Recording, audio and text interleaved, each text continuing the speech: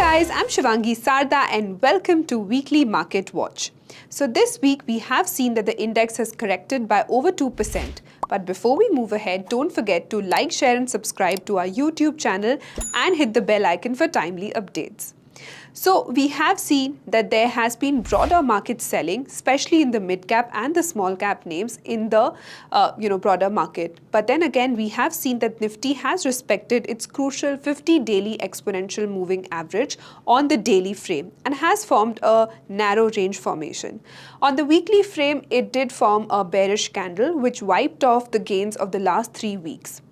We have seen that the sell-off continued in the Bank Nifty as well.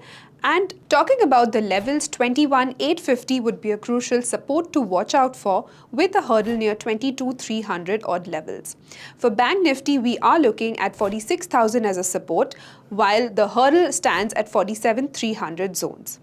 Now, sector-specific action, we need to be with really selective stocks till the time the broader market stabilizes. So it's better to be with the heavyweight counters. Some of the capital good names are looking nice. Heavyweight banking stocks, also IT stocks in a totality are looking quite good. So see you next week. Thank you. Investment in securities market are subject to market risks. Read all the related documents carefully before investing.